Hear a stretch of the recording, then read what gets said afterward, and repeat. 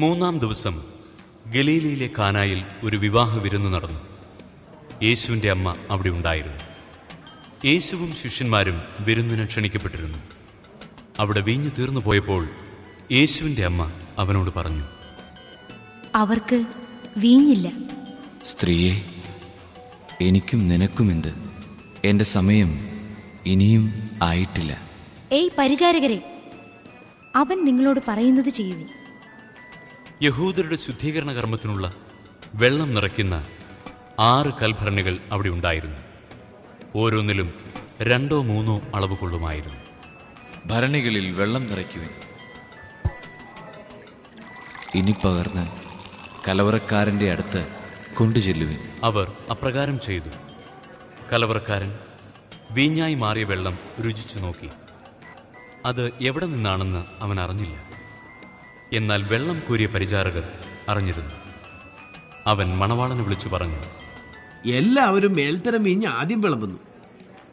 അതിഥികൾക്ക് ലഹരി പിടിച്ചു കഴിയുമ്പോൾ താഴ്ന്ന തരവും. എന്നാൽ നീ നല്ല വീഞ്ഞ് ഇതുവരെയും സൂക്ഷിച്ചു വെച്ചുവല്ലോ. യേശു തൻ്റെ മഹത്വം വെളിപ്പെടുത്തുന്നതിന് പ്രവർത്തിച്ച അടയാളങ്ങളുടെ ആരംഭമാണ് ഗലീലയായിലെ കാനായിൽ ചെയ്ത ഈ അത്ഭുതം. അവൻ്റെ ശിഷ്യന്മാർ അവനിൽ വിശ്വസിച്ചു. ഇതിനുശേഷം അവൻ തൻ്റെ അമ്മയോടും സഹോദരന്മാരോടും ശിഷ്യന്മാരോടും കൂടി കഫർനാമിലേക്ക് പോയി. അവർ അവിടെ ഏതാനും ദിവസം താമസിച്ചു.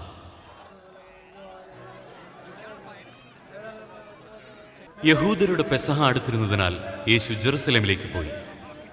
കാള, ആട്, പ്രാവ് എന്നിവ വിൽക്കുന്നവരെയും നാണയം മാറ്റാനിരിക്കുന്നവരെയും ദേവാലയത്തിൽ അവൻ കണ്ടു.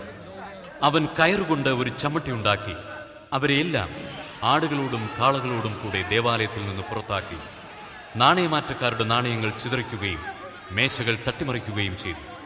പ്രാവുകളെ വിൽക്കുന്നവരോട് അവൻ കൽപ്പിച്ചു, ഇവയെ ഇവിടെ നിന്ന് എടുത്തുകൊണ്ടു പോകുവിൻ. എൻ്റെ പിതാവിൻ്റെ ആലയം നിങ്ങൾ കച്ചവട സ്ഥലമാക്കരുത്. അവിടുത്തെ ആലയത്തെക്കുറിച്ചുള്ള തീഷ്ണത എന്നെ വിഴുങ്ങിക്കളയും എന്നെഴുതപ്പെട്ടിരിക്കുന്നത് അപ്പോൾ അവൻ്റെ ശിഷ്യന്മാർ അനുസ്മരിച്ചു. യഹൂദർ അവനോട് ചോദിച്ചു, ഇത് ചെയ്യാൻ നിനക്ക് അധികാരമുണ്ടെന്നതിന് എന്തടയാളമാണ് നീ ഞങ്ങളെ കാണിക്കുക? നിങ്ങൾ ഈ ദേവാലയം നശിപ്പിക്കുക. 3 ദിവസത്തിനകം ഞാൻ അത് പുനരുദ്ധരിക്കും. ഈ ദേവാലയം പണിയാൻ 46 സംവത്സരമെടുത്തു. വെറും 3 ദിവസത്തിനകം നീ അത് പുനരുദ്ധരിക്കുമോ?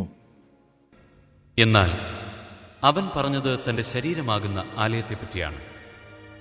അവൻ മരിച്ചവരിൽ നിന്ന് ഉയർപ്പിക്കപ്പെട്ടപ്പോൾ അവൻ്റെ ശിഷ്യന്മാർ അവനിത് പറഞ്ഞിരുന്നുവെന്ന് ഓർമ്മിക്കുകയും അങ്ങനെ വിശുദ്ധ ലിഖിതവും യേശു പ്രസ്താവിച്ച വചനവും വിശ്വസിക്കുകയും ചെയ്തു.